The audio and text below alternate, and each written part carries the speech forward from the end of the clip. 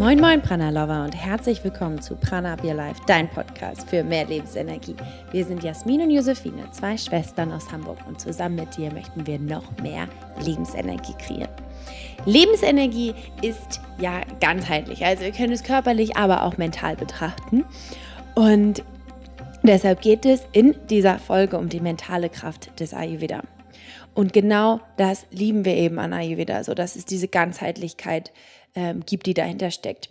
Ayurveda wirkt eben auf körperlicher Ebene für die ganzen Profis mit den Panchakarma-Kuren, dass wir da reinigen und alle Giftstoffe ausleiten können und kann dir ja auch helfen, die Verdauungsprozesse in den Griff zu bekommen oder also Verdauungsprozesse zu optimieren und Probleme in den Griff zu bekommen. Aber vor allen Dingen auch, um emotionale Stabilität in das Leben zu integrieren. Und daher ist es eigentlich, glaube ich, ja, unanfechtbar, dass wir Ayurveda lieben. Aber vor allen Dingen lieben wir es auch, die Menschen, die wir durch Ayurveda in unser Leben zaubern, darf ich mal sagen, kennenzulernen und dass wir Verbindungen schaffen dürfen. Das bedeutet uns unglaublich viel, denn auch einer dieser inspirierenden Menschen ist Janesh Vaidya. Ich bin nicht so top in dem Aussprechen der indischen Namen, aber Janesh haben wir vor ein paar Wochen in unserem Büro in Hamburg willkommen heißen dürfen. Und Janesh kommt aus Kerala, aus Indien und entstammt einer Familie, die sich eben der Heilung durch Ayurveda seit Jahrhunderten gewidmet hat.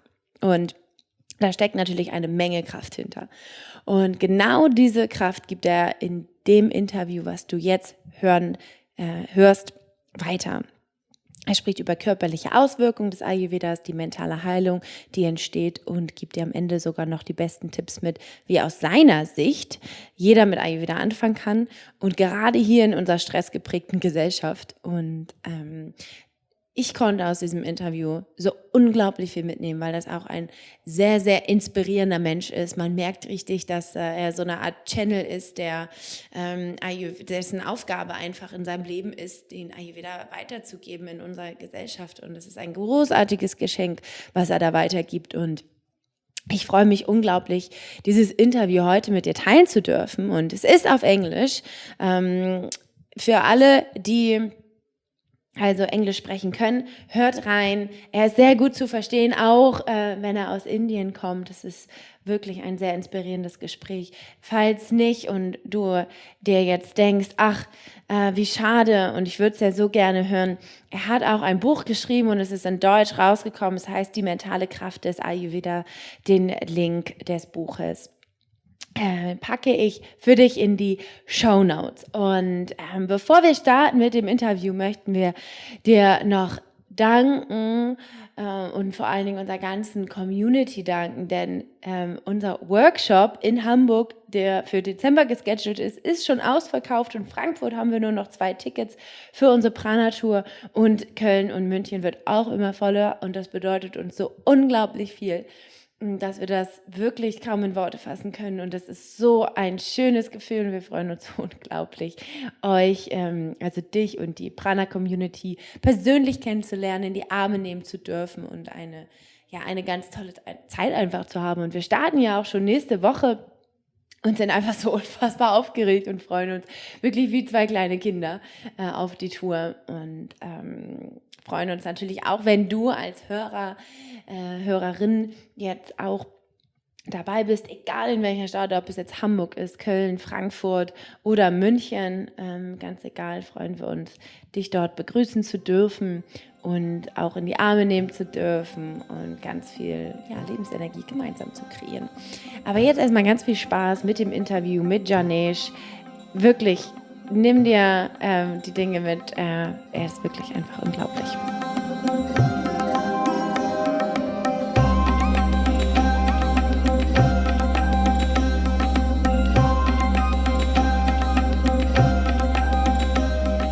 So today I welcome Janesh Vaidya to our podcast. I hope that it was okay to pronounce it like this. Janesh is from India and our first Indian guest in this podcast, our first English guest, and we're really, really excited to welcome you here and to get some real knowledge about Ayurveda and from its origin. So warm welcome, and please just introduce yourself, some words, what Thank is it you. about? Thank you for inviting me to this session, and I'm very glad to talk to you today. And basically, I'm from a very traditional family in India. We call Vaidyas. That means we are the traditional practitioners who take care of the health of the people in the village. When it's saying about health, it is mental and physical health. That means if anybody have any problem with their body or mind, they will come to my house. So the education starts from very small age, like being a child you started your education, and my first guru was my grandma, and she taught me when I was 5 years, 6 years. She started to give the or plant the first seeds of this ancient wisdom, and just taught me all the leaves and plants around the village, and we have learned the medicinal properties of everything. So there is no plant or leaf exist in my village without knowing its medicinal property for me. So that's what I'm trying to do wherever I travel. Now I'm in Germany, so every time when I see a plant or a leaf, I look at it, and by just touching or smelling or sometimes even tasting, I can tell that which property it is. Some are medicinal, some are very medicinal. I must say there is no plant or leaf on this planet as poison. It is only the way we use it to make it poison or medicine. So if you know that how you use it, use the nature, you can heal almost all the problems in your life. And that's a principle you grew up with, and now you try to spread it into the world. Exactly. So, for example, in Scandinavia, I have been traveling or visiting for last since millennium. So it's almost 18 years now. And there, I think in Sweden, even Sweden, I know more than 180 plants. I can tell the medicinal properties just by looking at it, because I have learned, I have studied that. So my idea is to make people aware that return to the nature and use the nature as the healer and food as the medicine. If you eat food as the medicine, you don't need to eat pills in your life. That I can tell you. That's so beautiful. I mean, what is in the nature, we are actually out of the nature. Like our body is grew in the nature, so we need it also. Like it's a combination out of both. And why are you here, like in the northern part of Europe, and not in the country where it like Ayurveda is origin, in India or Sri Lanka? In India, we still have some families left. Like we say that in the ancient time, we had all the villages had a Vaidya family who took care of the health of the people. But after the colonization, India got more medicinal, new medicine system like allopathy and homeopathy immigrated. And until 1947, it was Ayurveda was not considered as actually the mainstream medicine during this colonial period. But after that, again, when government did research on it, how many families left on it, it was very few families practicing. They were practicing Ayurveda, like around 500 families we found. And in the millennium, it's only 35 Vaidya families left. So it's not much left. Maybe after my generation, there won't be hardly any Vaidya families practicing traditional Ayurveda. But we have, nowadays, we have many Ayurveda colleges and modern Ayurveda doctors who are passing out from the university and traveling around the world and giving this information. So I'm not worried too much about that. because Ayurveda will survive. And as a part of, it's my mission to bring the traditional knowledge of Ayurveda to the West. Maybe I'm the only person speaking English in my Vaidya tradition, and I thought it's my duty, it's my dharma to travel and give this information before the last breath of my life.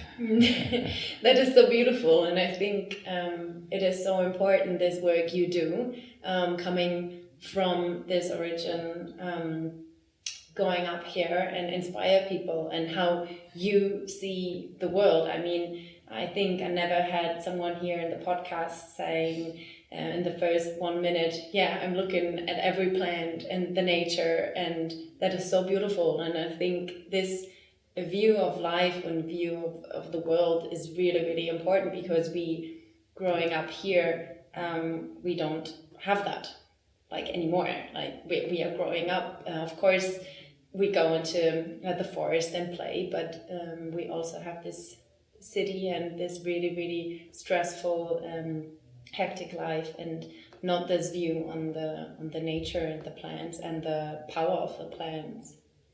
I'm sure that your ancestors knows much better than we in this new generation knows about the plants, because if you look at this modern medicine, allopathy or homeopathy, any modern system came just a few centuries back. Before that, if you take back thousands of years back, our ancestors were connected to the nature, mostly farmers and mostly working with the nature. That was the time actually our stress level was very low. When we separated from the nature, now we are inside the box from morning till evening. We are working in inside an office, and then we are getting into a car. Then again we are getting into most modern houses. So where is the nature? Nature we are seeing through the window outside. So this window is separating us from the mother nature. So nature is like a picture for us, just like far away from us. So that is why we are getting all these problems. So what I want to tell you, when I came here first time in Europe, the people were approaching me for consultations, and they were asking me, "Oh, Janesh, you are an Ayurveda practitioner. We have this problem. Can you give me some pills that can solve my problem? Because we heard that in Ayurveda there are so many pills. I'm sure that in modern Ayurveda we are having some pills, but I must say I won't recommend any pills to you as an Ayurveda practitioner, because I believe food is the medicine, or food is the only medicine. So if you correct your food, you can get rid of many symptoms. When I say symptoms, that means in Ayurveda we won't treat for the root cause. For example, if you have a headache, like we go to take a headache pill here, and if you have a stomach pain, we go to take an antacid pill. And if any pain, any symptom, we are trying to take away by a pill. It is just like this. I ask these questions to my audience when I do the lectures. If you have a fire in your house, will you put off the fire, or will you switch off the fire alarms? What we are doing is actually switching off the fire alarms in our body and mind by giving the pills or eating the pills. So this is our main issue. So instead of doing that, understand that why we are getting stress, or why we are getting a headache, why we are getting a stomach pain. Maybe it's because of something wrong in our lifestyle, in our thinking, or in our job situation. So instead of correcting the food or our lifestyle or our exercise pattern or our relaxation programs, we are trying to fix it with a quick fix solution. Of course, modern medicine is very important in this modern world, because it's a world of fast food, fast life, and fast death. So we need, if somebody got an accident, nobody will call an Ayurveda hospital. They will go to a modern hospital, and we have many doctors. They are really working hard from morning till evening to save life. Because in my family also we have allopathy doctors, homeo doctors, and Ayurveda doctors. I am not against of any medicinal system, but the way we are using is the most important. We can use Ayurveda as a preventive method. That means if you use Ayurveda in your life, you won't get any illness. You don't need to end up in a situation where you have to do a surgery. But if you have to do a surgery, you have to go for it. For example, many people come to my retreats in India. Like every year, more than 150 to 200 people are visiting my village to do the cleansing retreat program. So some people are end up with some surgery and they are doing chemotherapy. So what we do is we support them by reducing the side effects of chemotherapy by doing a cleansing program and rejuvenating the cells that has already destroyed with the treatment. But so that's why we say there are four kind of people you can see. One kind of people, they don't have any problem when they come to the village. They just need to use Ayurveda as a preventive method. So they just need to follow according to their dominating force in the body. We call it Vata, Pitta or Kapha. So what elements. And other kind of people, they have some signal started. Some signals is showing some pains, and that is the best stage if you can catch. There also we have remedies. We will try to correct them. That will correct within 2 or 3 weeks in my village, because in the retreat program that is the kind of most people coming. The third kind of people are the ones already they didn't listen to the signal and they already got one organ is not functioning as it should be, like thyroid problem. Like something with the diabetic, for example, or like any kind of that, we have to work few months or sometimes more than a year. So after they leave the retreat, we will give the program to them and what to eat, how they have to regulate the lifestyle. So we follow up after that. And the last kind of people are the one I said it already got a disease because they haven't seen. But they are the one, when they understand how much nature can heal them and help them, they are the one totally changing it, like a total renaissance in their life. So this all kind of people in all ages, in all health condition, in any country, you can start Ayurveda or bring Ayurveda into your life. So do you say that is Ayurveda really complex, or is it easy to implement into the life? I must say there is nothing easy or nothing difficult in your life. The way you think makes it easy or difficult. For example, if I say this practice is easy, and I believe that, or you believe that that is easy, it would be 10 times more easier than it is. And if I believe something is, this is going to be really difficult, then it would be 10 times more difficult than it would be. See? Yeah. So it is like, it's all about mindset. What you want. So believe that there is nothing easy, nothing difficult, everything as it is.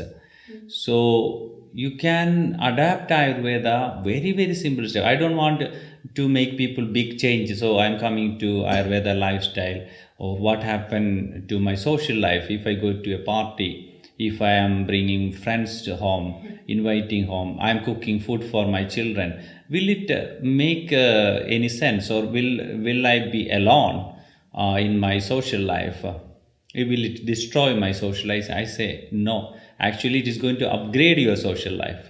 And you can even cook different food for your family by knowing that what spices to add and avoid during the time of cooking. And when you go for a party or other places, definitely you can make your choices. Everywhere you have choices, because I am a traveler. Every day I am in another city and I am moving around a lot.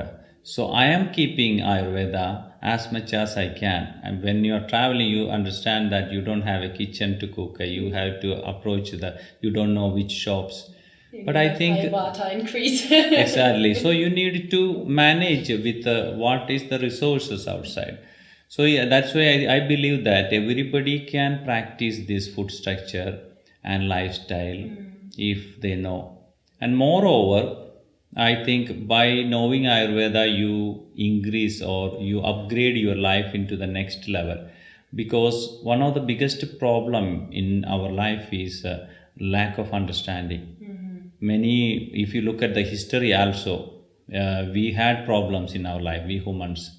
If we have a problem, it's not with our dog or cat in the house. It's not with the birds or the fish in the water. It is always with another human. And this another human, why we are getting, it can be our partner or friends, or it can be our parents or children, or it can be anybody in the society. We have many problems, but if you look at very carefully, if you know that what is the problem, we could have a much better life. So, and Ayurveda is giving the right tool to understand. Before you understand other people, understand who you are.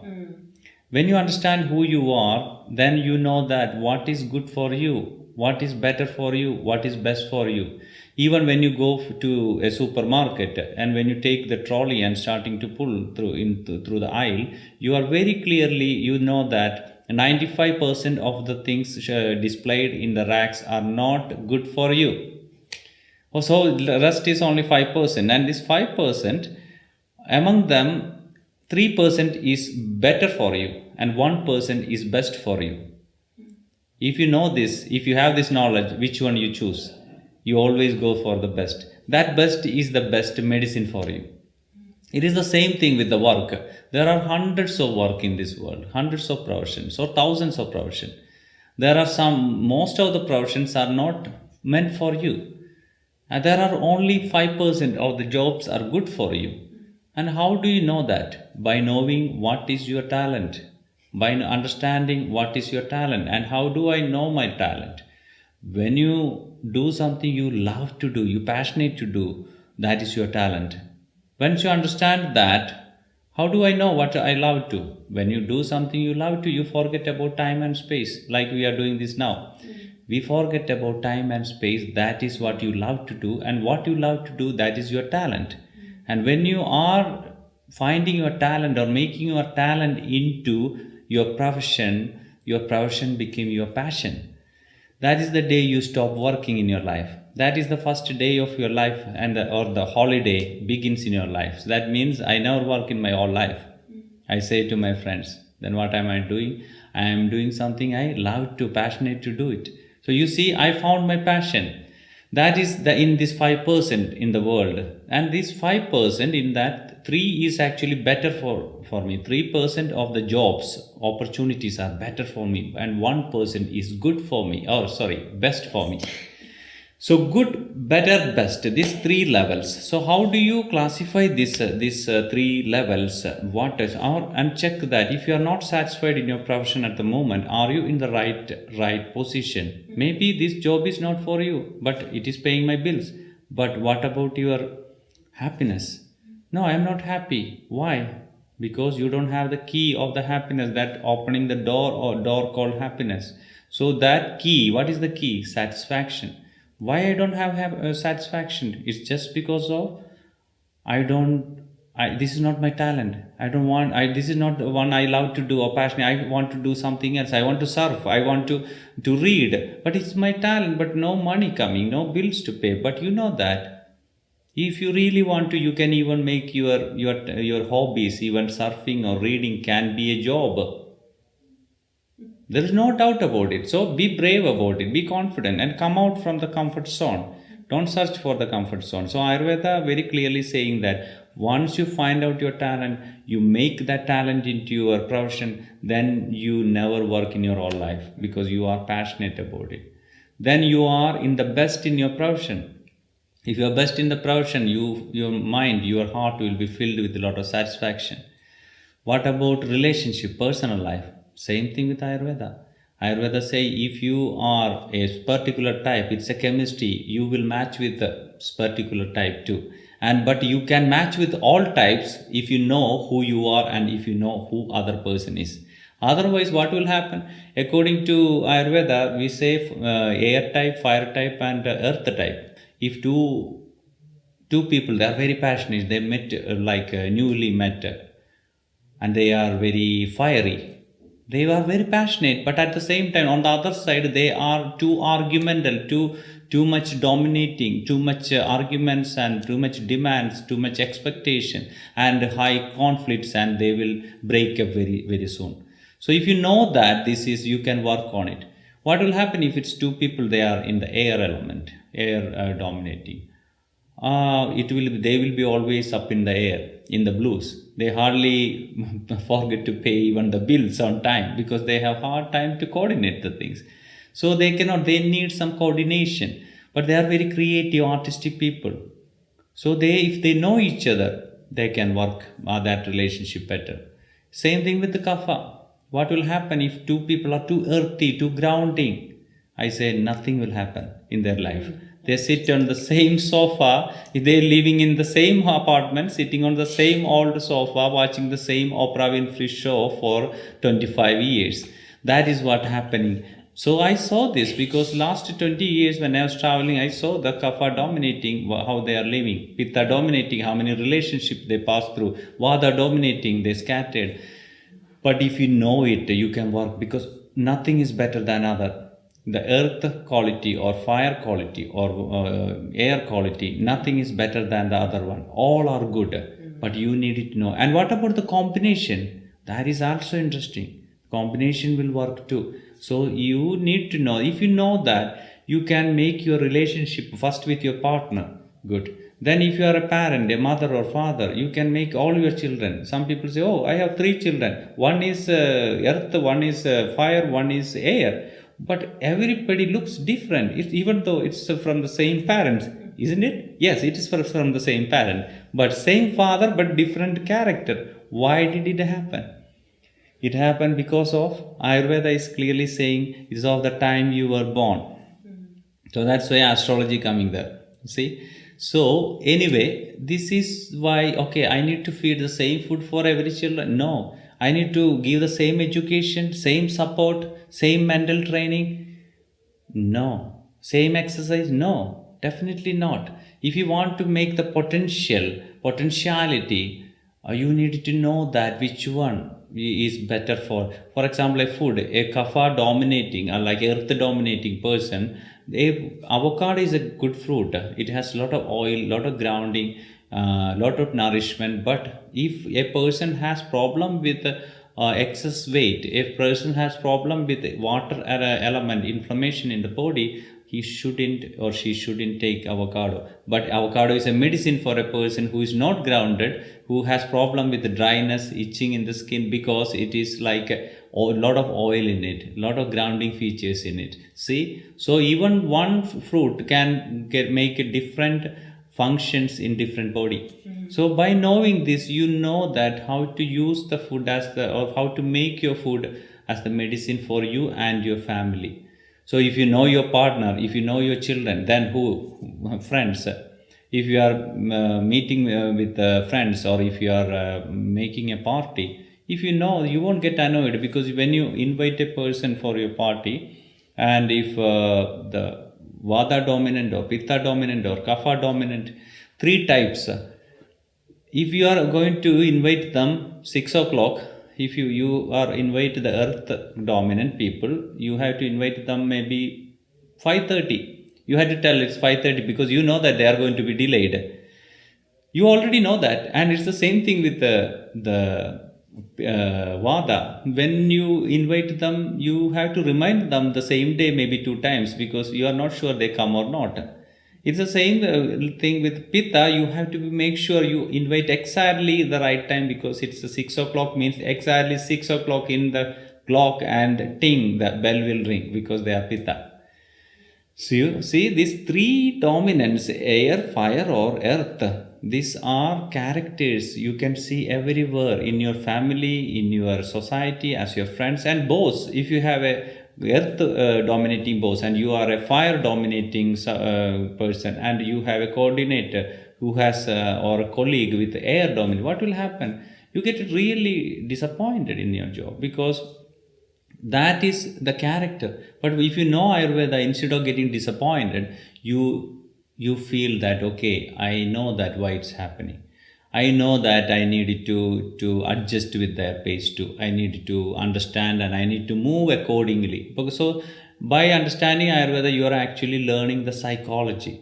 And if you know the psychology, I can say that definitely you are success in your life, because you are not going to have problem with an animal or a bird or a fish. Always you are going to deal with another human, and in your life in the coming days you are going to meet thousands of people.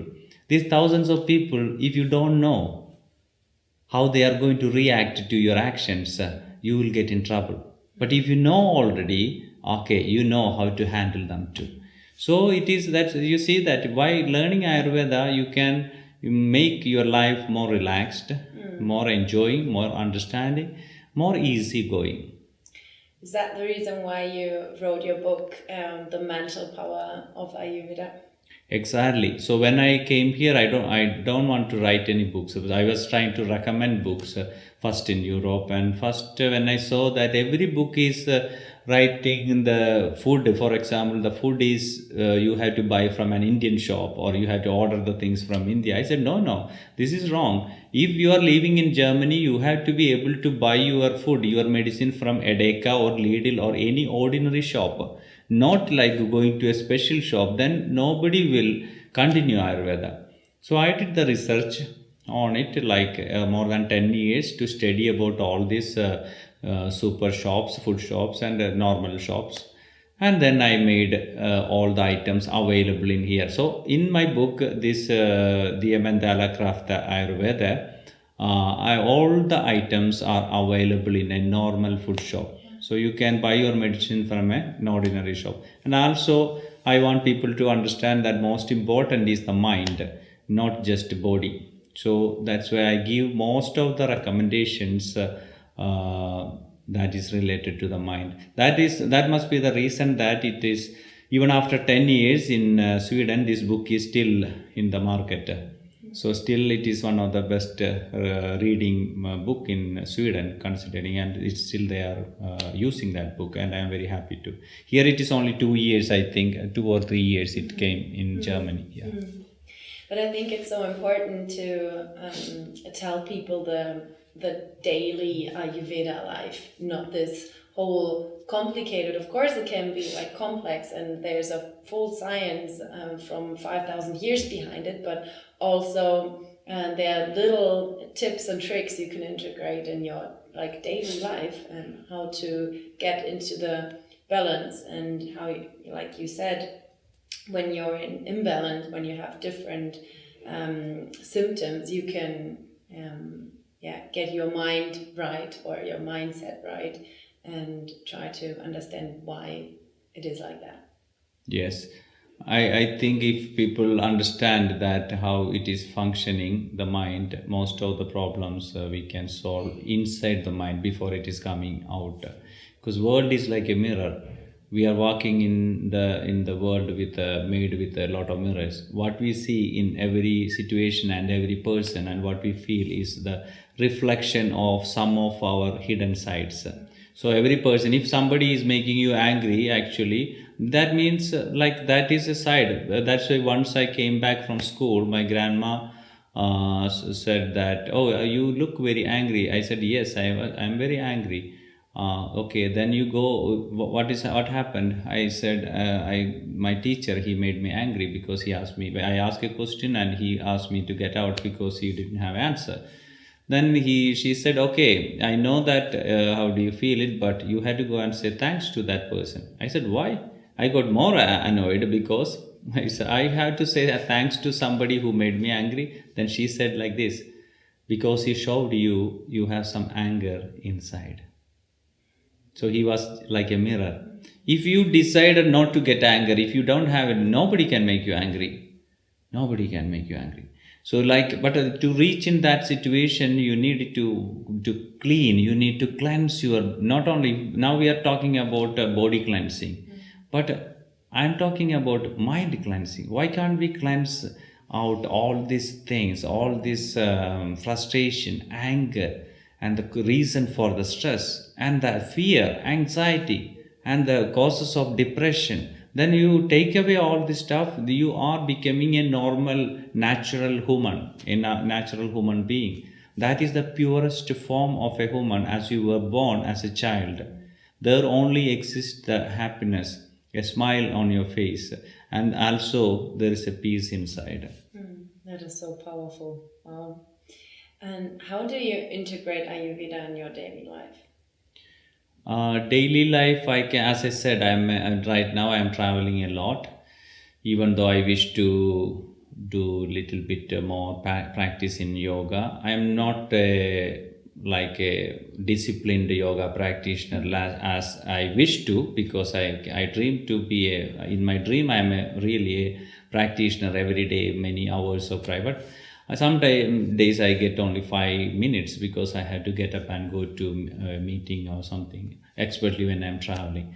So, but I do every day something. But I do something every day from my childhood to now that makes me really enthusiastic, and I wish maybe I should give that tips to your listeners now. Some simple tips, because it's not anybody can practice in Ayurveda. If you ask me, oh Janesh, some people ask, can you give me one tip that can keep me so much difference? I say that okay, and you need to try 21 days, and 21 days if you don't get result, you can come back and you can write to me. You can see my website, my name, just Janesh Vaidya.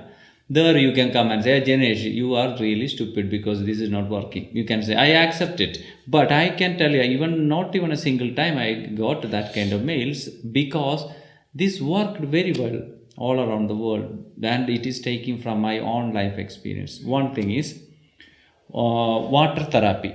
One of the simplest form of practice. If somebody is not in Ayurveda but they want to try, they want to get an appetizer, I suggest, okay, when you wake up in the morning, first thing you do is you probably brush your teeth, but I say wait for that. Instead of if you want to wash your mouth, it's okay. Just do that and drink a glass of, like a big glass of lukewarm water, and wait 30 to 45 minutes not doing anything.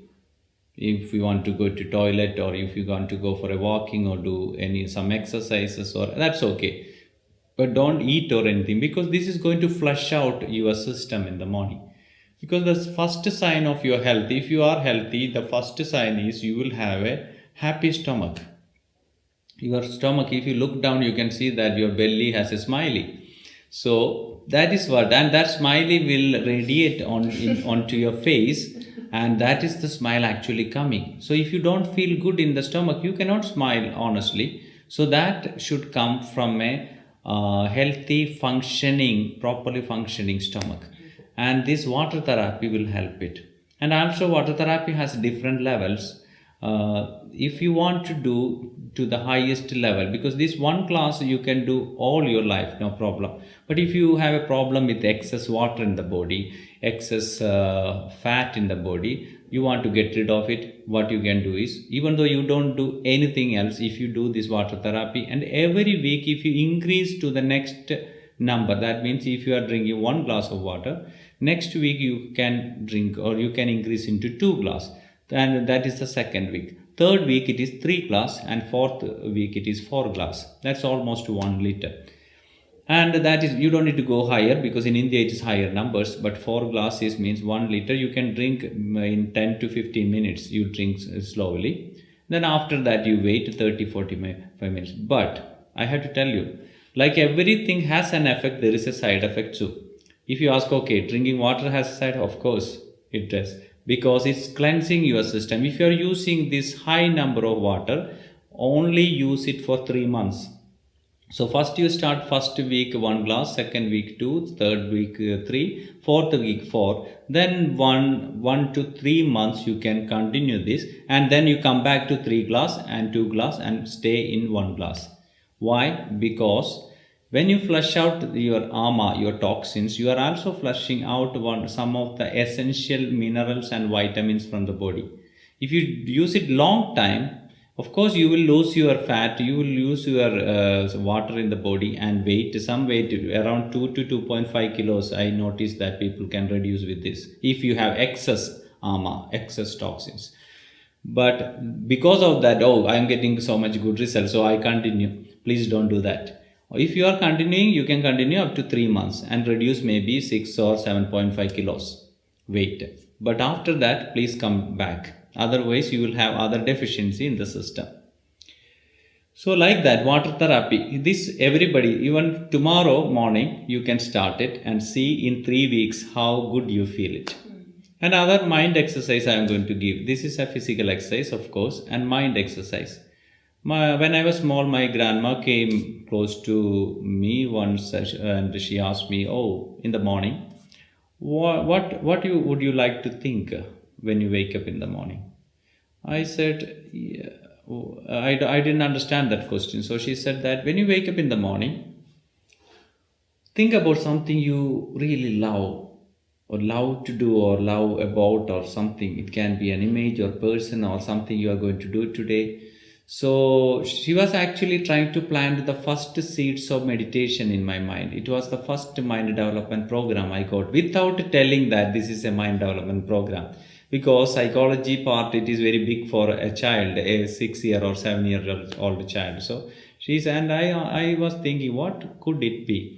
Then I understand that I love something because in my house, around my house, there are a lot of mango trees and a lot of birds sitting and chilling all the time. And when I wake up, I get the smell of the mangoes that is stored in the attic that comes down. So I said, "Grandma, I love mangoes. Can I think about it?" She said, "Of course you can think about mangoes if that is what making you happy." Yes, very good. So I was every day when I was waking up, even before opening my eyes, I was smiling. My mother said that sometimes she watched me seeing that I was smiling even before I opened my eyes, because this smell intrudes my senses and the sounds of the birds coming into my world. It's I already awake and be happy even before I open the eyes to that morning. It was the breakfast thought for my mind. So she was giving the breakfast for my mind, and this is the breakfast I still continue. And I feel so happy. So I suggest you to everything start from a single thought. Every big event or every big success, everything start from a single thought. And every single thought in your life, it start from the morning. So if you, every human mind, average of more than 40,000 thoughts passing through it. And if you think about the among 40,000, how many thoughts are actually uplifting you? It is very few. Most of the thoughts, a major part, like 95% of the thoughts are actually making us down, thinking about something anxious or making stress or sad. So this is why we are not feeling good. It is draining our energy. But to divert or to convert this, we have a plan, we have a program. Just like start the day with something good. So next day, tomorrow, your homework begins. If you want to practice this mind development program from Manashastra, the psychology part of Ayurveda, when you open your eyes, observe what is coming into your mind, the first thought. Most times it comes, "Oh, one more day. I have to wake up. I have to go to my office, or I have to pay my bills today. I have this errands to finish." That make you drain even that first moment of the day. So you are giving the poison into your mind. It is just like a poison in your mouth. If you have a poison in your mouth, what do you have to do? You have to spit it out. So the brain is the mouth of your mind, and the heart is the stomach of your mind. So if you put something here, and if you chew it, if you process it, if you think it, it goes down and create a feeling. So it soon is going to create a feeling. So immediately tell, "No, I don't want to think about it." Okay, spit it out, and think what I love to do today. What is beautiful waiting for me? Wow, one more day, beautiful day. And think something, take something, and feed that thought as the breakfast thought for your mind. Breakfast, an ecological and organic thought for your mind. And that feeding that thought, you feel that you are uplifting. And stay there on the bed for 2 to 3 minutes by thinking and feeling and getting excited until you feel excited in your heart. When you feel excited in your heart, it's just like you wake up with a heart orgasm, like wow. and wake up that, and then walk out. When you walk out, you can see that you are not just walking out like yesterday. You are not just walking out with a physical body. You are walking out with a mental body, and that's with you, a spirit, that energy, an aura. And there is a naujus around you. There is a tejas in you. Everything is coming out. And when you walk out from that, you started to see everybody on your way starting to react the same way. They are looking up to you and feel, wow, what a beautiful person. Wow, I like you. I love you. I want you. I want to listen to you. I want to be with you. This energy is amazing. Then you, wherever you go, it is just like you are going with a magic wand. Everything is successful. Most of the obstacle coming, that will move away. You will see the path in front of you and light in front of you. So like that, you walk through the day. At the end of the day, you come back and say, wow, what a wonderful day I had today. Even though I didn't, I'm still jobless. I'm still homeless. I don't have a partner still, but I'm so happy today. It's an amazing day. What a wonderful day. You feel your heart is jumping and dancing inside. By that moment, you go to the bed. Thank God for this beautiful day you have given to me. And if you can give me one more day like this, I'm so grateful for that. And next day morning, you continue the same practice. And at the end of the week, you say, wow, what a fantastic week I had. And the same thing at the end of the month and end of the year, you say, what a fantastic year. And if you continue all years, one day when you leave this planet and leaving your body and your spirit, your soul is going up, you say that, wow, look at this beautiful planet, and I had a fantastic life on this planet. Wow, great. So is that what you do for grounding also when you're traveling so much? Then you wake up and then you actually think about the real things in life, and not like only the small things what can happen today, but also do these thoughts stabilize you, like these bigger thoughts, how beautiful life is and stuff? It's all about creating a hope in life, because we all have the darkness just behind me and you, everybody. It's all about, if you run away from the light, your shadow will fall in front of you. You see your shadow, your sadness. But if you turn around and walk towards the light, your shadow will fall behind you. That is the way. So it doesn't matter, it's small or big. You create small things into big. Because of course you can look into the week. What I'm going to do in the weekend. I'm going to meet my friends and I am going to have a party. Oh, in the year end I'm going for a retreat in somewhere else. Wow, that's all good. And or something you have experienced in the past, or a beautiful person you are in love with. Think about that person.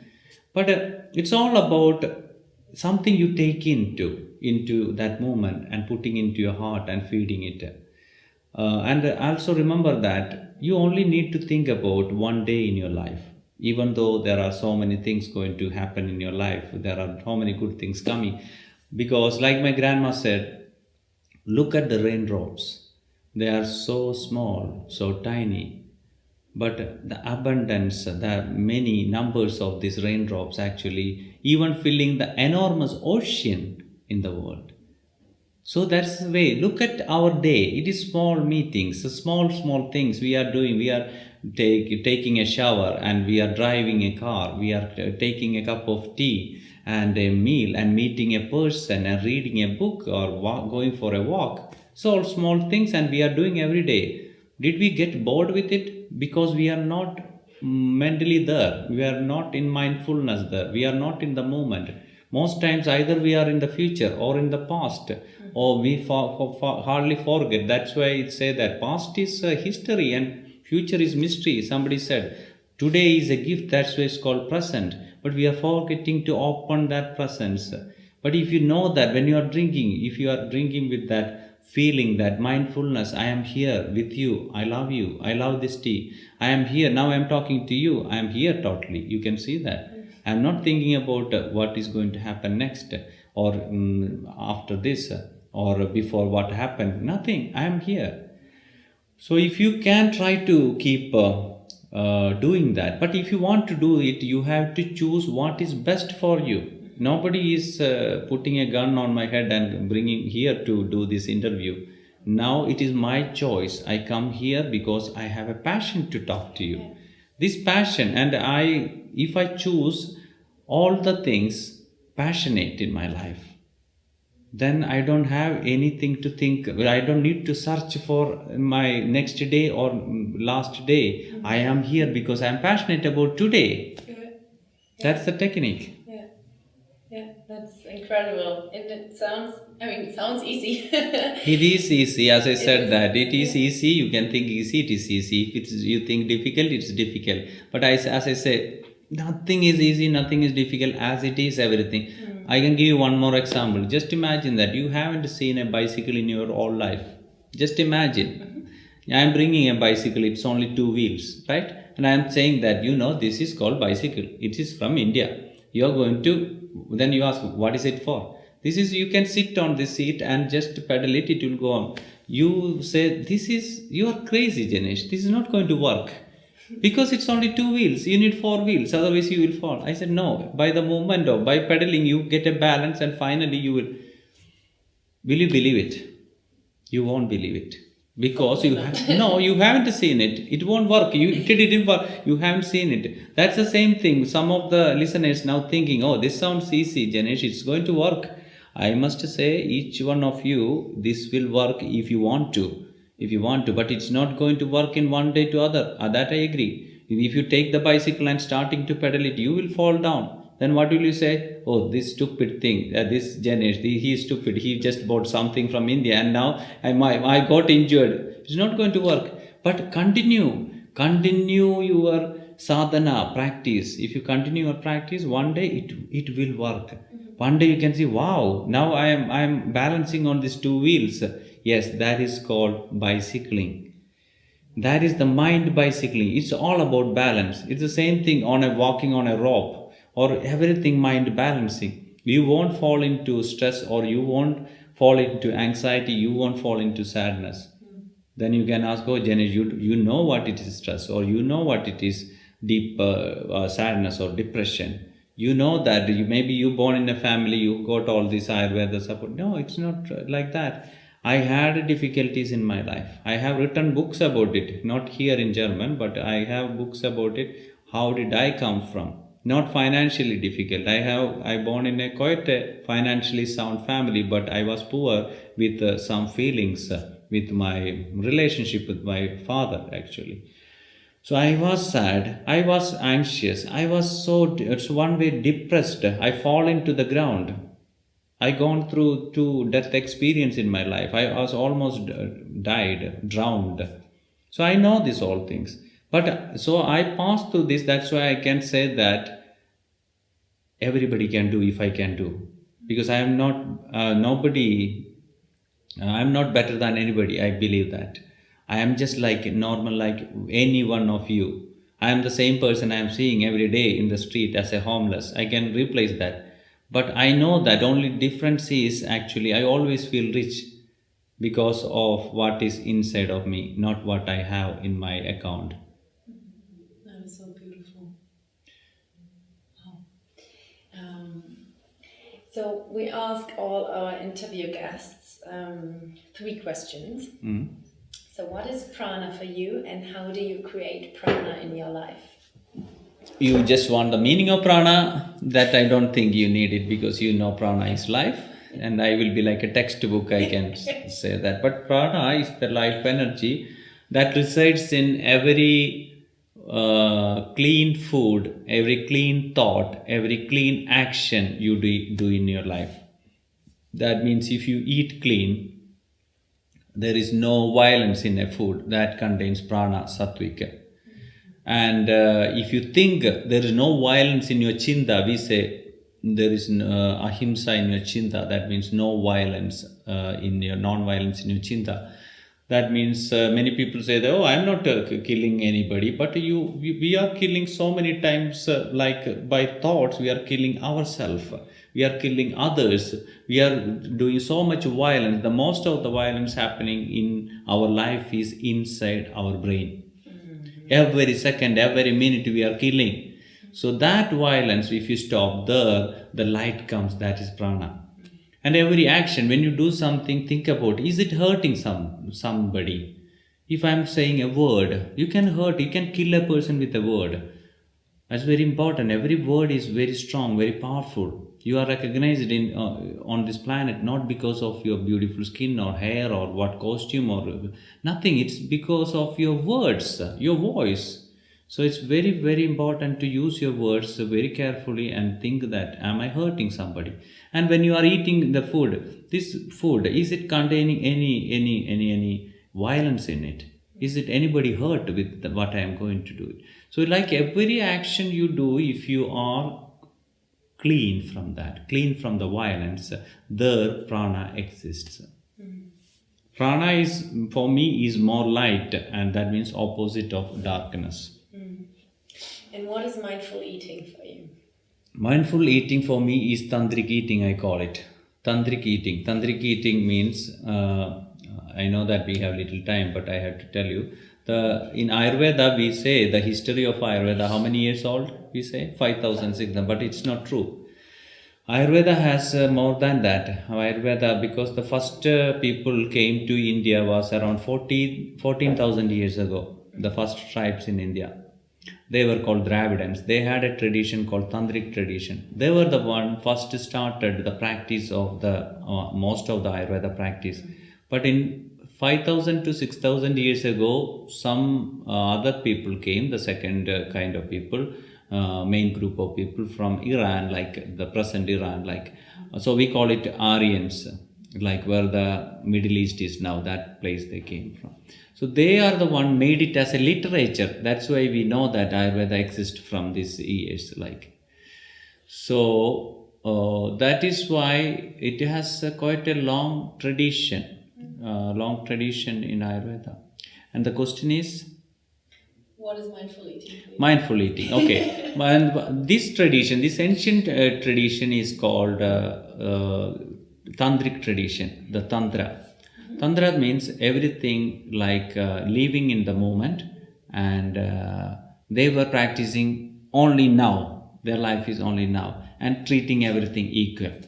So, and respecting everything each other. So, Tantric eating means being completely focused in it. So, I will say that there are 3 acts happening when you do something passionately. I say don't eat food. Make love with food. Make love with food. So that means first when the food comes, normally in India we say thank God for this beautiful food we have got this moment. That can be a silent prayer. Then we look into the food, and when you make love, what we do first? We flirt with the food.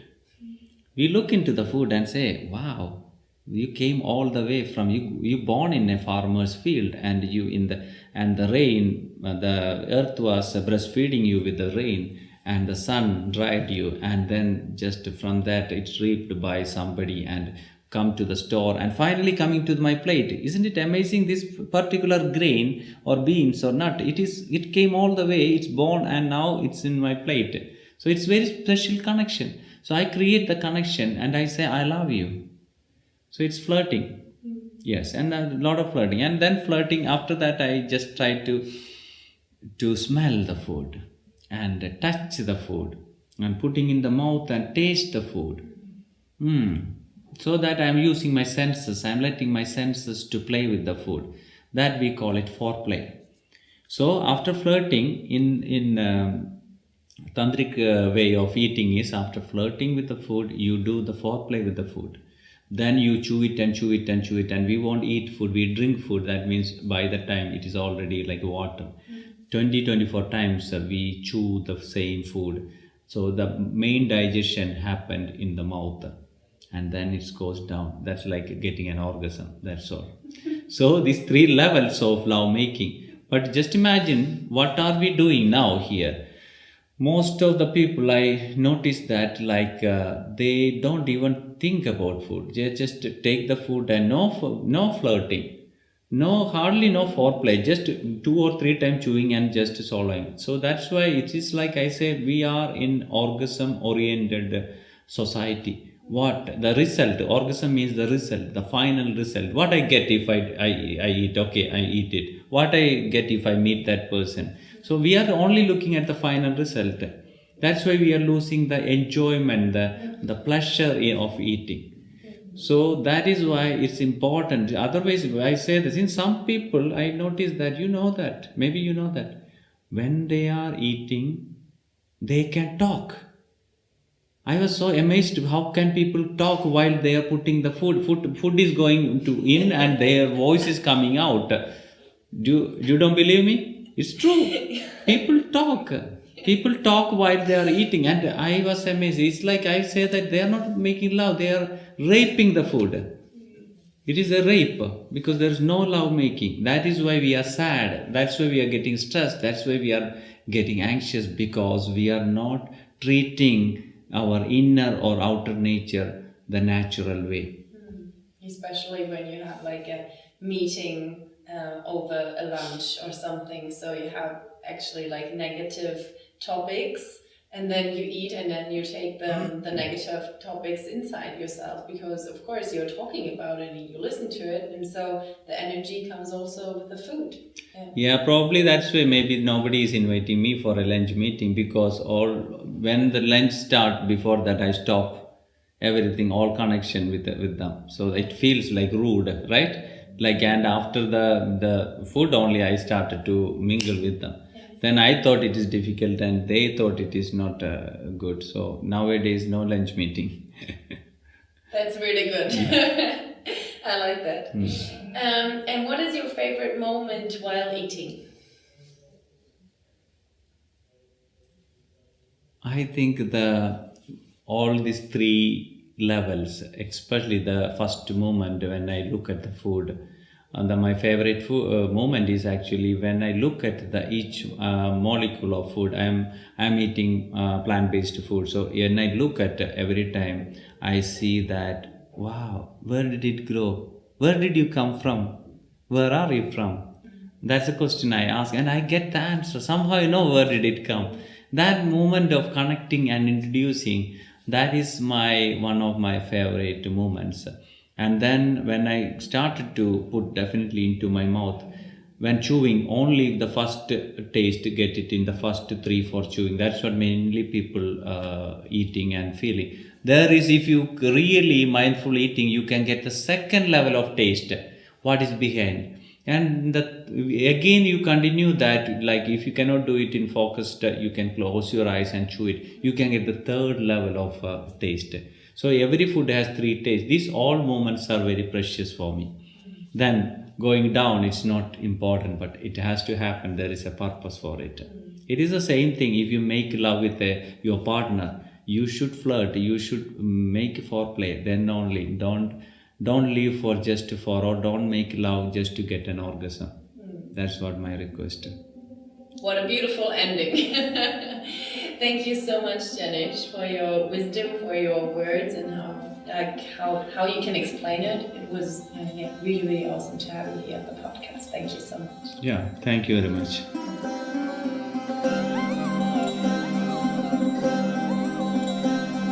Mein Lieblingspart in dem Interview ist eigentlich, wie er Mindful Eating mit Lovemaking vergleicht. Ich weiß nicht, wie es dir ging in dem Interview, aber da musste ich auf jeden Fall sehr, sehr schmunzeln und konnte mich sehr gut damit identifizieren, weil es eben auch so wahr ist. Und ich glaube, diese Genussebene oder diese Ebene einfach damit reinzubringen, ist einfach wunderschön und total toll, wenn da so ein Ayurveda-Guru vor dir sitzt und genau sowas sagt. Also deswegen lieben wir Ayurveda einfach von Herzen und deswegen glauben wir auch, dass das auch die Magie ist, die dahinter steckt, die Ayurveda auch so groß macht, gerade in dieser Zeit. Und es ist eben nicht nur ein Trendthema, auch wenn man das so sagen möchte, aber diese jahrhundertalten Veden, die Schriften, die Erfahrungen, die dahinter stecken, die haben einfach so viel Gehalt, das können wir gar nicht nur als Trend abstempeln. Ja, wenn du also mehr auch über Janesh und Kerala und sowas erfahren möchtest, dann schau auf jeden Fall gerne in die Shownotes. Ich verlinke dir das da. Und ansonsten schau in sein Buch rein. Wir haben es hier geschenkt bekommen während des Interviews. Wirklich ein tolles Buch. Wir haben schon reingeguckt und wir freuen uns wahnsinnig, es jetzt auch so ein bisschen in dem Winter mit reinzunehmen und ein bisschen durchzublättern und mal ein paar Dinge auch natürlich in diesem Podcast zu verarbeiten. Jetzt wünsche ich dir einen hervorragenden Donnerstag, ein tolles Wochenende, wann auch immer du diesen Podcast jetzt hörst. Und ich verbleibe wie immer mit, denk immer dran, Prana up your life.